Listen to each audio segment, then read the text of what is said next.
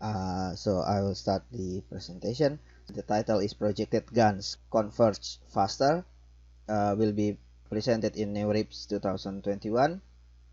And yes, one thing that made me notice this paper is their slides show the results on Pokemon datasets, and which is I found okay, this is interesting. And they also give the TLDR summary that the training guns in pre-trained feature space improves image quality, training speed, and sample efficiency.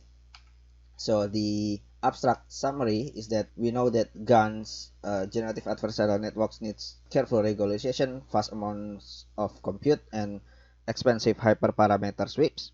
And then so they propose a solution by projecting the images, the generated and real samples, into a fixed pre-trained feature space. And then they show that it improves image quality, sample efficiency, and the most notable in here is the convergence speed. The background, which is this paper is actually very simple, very easy. The background is they focus on the job of this discriminator compared to other research of generative adversarial networks, which is focused on the generator. In here we know that GAN consists of generator and discriminator. The generator to generate RGB, and discriminator aims to distinguish fake and real. And they focus on the which is the discriminator is basically a convolutional model for classification. But if you take a look deeply, the discriminator task is actually twice the amount of generator. So it's twofold, because the first job of the discriminator is to project input into meaningful space, right? So it learns representation of the input space, and then the second, which is the classification itself, discriminates based on the representation, the feature that is learned. And then training the discriminator jointly with the generator is notoriously a hard task. So actually the job of this discriminator is harder than the generator. So this what leads to actually already experimented problem, which is what if we use a pre-trained discriminator for this. But then the results show that depending on the loss that is used to train the gun, starting with a pre-trained network as a discriminator may be dangerous, since this is a two-player game. And then if the discriminator is already smart, already perform high, then it leads to imbalanced adversarial game, which also leads to training instability, and then no useful gradient from this discriminator, which is a resulting vanishing gradient for the generator. Because like usually we show that the generator is like the thief, right? And then the discriminator is the police, that they are trained together, try to beat each other. And if the discriminator is already good enough, then the generator will always lose. So that's why a pre-trained discriminator is not really used in training generative adversarial networks. They also mention about the use of multiple discriminators, which in attention gun and many other architectures they use to improve sample diversity, training speed, and training stability. They also show that multi-scale feedback, multiple discriminator has been helpful. But if we see the most notable model, generative adversarial models, state of the art is not utilized this multiple discriminators because of the diminishing returns compared to the increase of computational effort. So based on those background, in here they want to explore the utility of pre-trained representation to improve and stabilize the gun training. The overview is simple. They use fixed pre-trained projection, but only for the feature extraction part, and then they only train the logits layer of the discriminator, and then they use multiple points from the feature projection for multiple discriminator models. That basically is just very simple, and they called it projected guns. So they show that the goal of unsupervised learning is to model the distribution of a given training dataset, which is this is the objective function of GAN training to minimize the result that is classified by discriminator, and also the discriminator tries to maximize the correct labels. And then they show that since now they use the feature projection, they introduce feature projection P, which is a fixed pre-trained model. So it's basically a mapping function that receive inputs to this discriminator from the generator. And this equation, they show that in the ablation that this equation is consistent with the previous objective. So the appearance of feature projection does not invalidate the GAN training process. And then this is the implementation details. The main dataset they use is the Elsan Church dataset, 126,000 images with the resolution of 256, batch of 64. And then they also use a variety of benchmark datasets: Clever, Elsan Bedroom, FFSQ, Cityscape, and then the small dataset WikiArt, Oxford Flowers, Flickr, Animal FaceDoc, and Pokemon. The baseline they want to compare to is StyleGAN, FastGAN, SAGAN, GANformer, and then all these baseline models are trained for 10 million images. And then the core metrics that they use in here is the FID, inception distance score. So what they do for the generator itself, they use the FastGAN architecture for the generator, since it is the faster model to train GAN for the generator, which is basically just a ResNet-like generator architecture with skip connection, but they have their own skip layer excitation connection in here. And then the modification that they propose in here is the discriminator. So in here they use a feature network, which is a fixed pre-trained model. Oh, I'm sorry, I forgot to put in here. The model they use is between ResNet and EfficientNet, and then the model is trained on ImageNet only, and then this feature network is fixed, so they did not train the feature network while training the GAN. And then they put 4 discriminators in 64 by 64 scale. This is 64 by 64 scale, and then this 32 by 32 scale, 16 by 16, and then the 8 by 8 scales resolution. The discriminator itself is just a simple convolutional architecture which output logits at 4 by 4, and then to the classification, and they use some of all logits for the overall loss. So this is the idea of using feature pre-trained model.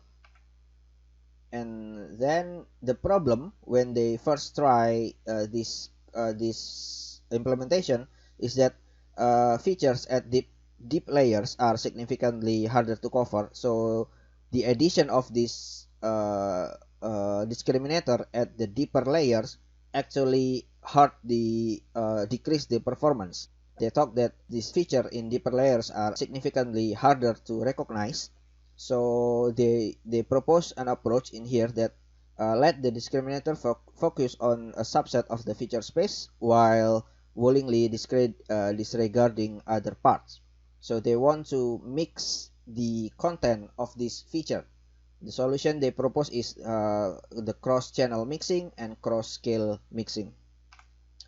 The idea in here that they put 1-by-1 convolution in here to randomly mix the content of the feature in here that produce still the same size feature map using random projection, and then this randomized feature that is fed into the discriminator.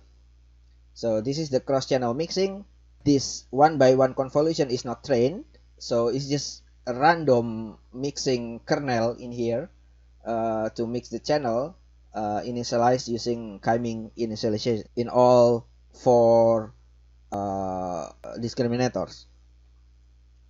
And then the second one is the cross-scale mixing, and so that after they put 1-by-1 convolution to mix the channel, they also put random 3-by-3 convolution to mix. So this is the 1-by-1 convolution is performed to mix channel wise, and then the the 3x3 convolution is performed to mix the spatial wise, and then they use simple bilinear upsampling to mix across the scale to add into the previous discriminator, and then the result here is then fed into this discriminator with only a single convolution at each scale. So this will leads into the U-Net-like architecture, but it's quite simple, more simple than the U-Net architecture. So this is basically the idea of the discriminator. And then when they try this, they achieve higher convergence speed. So projected fast gun, since the generator is using fast gun, so projected is the concept of the discriminator. Projected fast gun reached the best FID score of the state-of-the-art Style Gun 2 after only trained with 1.1 million images, compared to Style Gun 2 to reach the same FID they need 88 million images. So they show that this corresponds to just training in 3 hours compared to 5 days of training Style Gun 2. And this is they show the result while training in convergence speed. So the top one is the fast gun, the middle is Style Gun 2, and then the bottom is projected guns. They show that with only 200,000 images, projected guns can already show distinct shape of what they trained, compared to Style Gun and fast gun, where they need much higher images to train before they can show shapes. This is the convergence speed, but they also show, because of the cross-channel mixing, and when they mix the feature in the feature projection, they show that this is all from the same random starting point, right? From first random factor. Usually in normal gun, one factor while training, they always, the image generated is similar, like they show usually like this. Then since it just gets better and better, but the object or the content of the image usually the same. So like this. And then this is the Style Gun, where they gradually becomes better, and then they have backgrounds, grass, and so on, until it is high quality images, but the image is the same. While in projected guns, since they add the mixing feature, each training more epoch, the same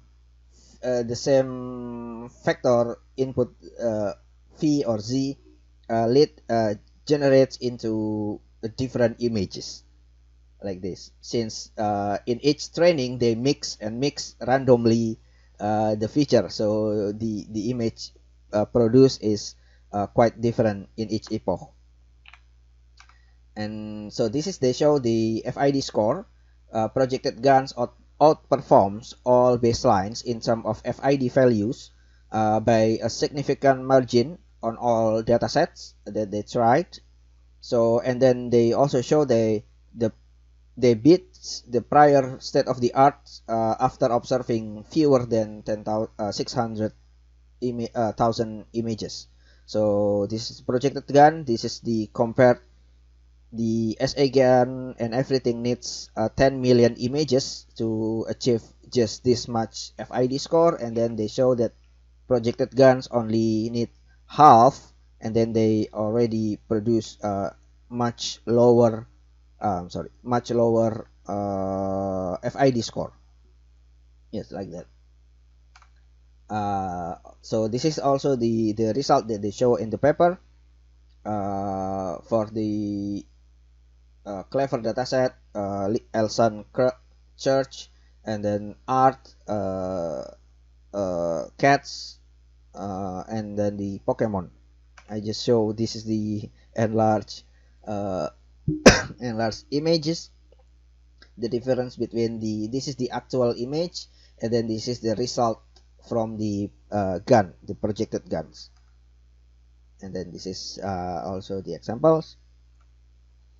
And yeah, that's all the result from the projected guns. But they also show that they they outperform the state of the art only in FID metrics. So they only specifically choose one matrix in here. So they show that although with the state of the art FID score, they still have many case of systematic failures, such as the floating heads. So this is the floating heads, since they able to generate the heads, but the background is kind of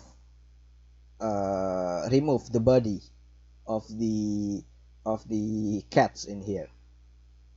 And they also show that many poor quality samples with wrong proportion and artifacts. This is basically this happened because the mixing, the cross channel mixing. They thought that what leads to this wrong proportion and artifacts. But overall, other results is still great, and then it reached higher FID, and it trains much faster. So in terms of generator, Stylegun is more challenging to tune, does not profit as they show that when they try to add projected gun into Stylegun generator, it is way harder to train, and they conclude that Stylegun is not really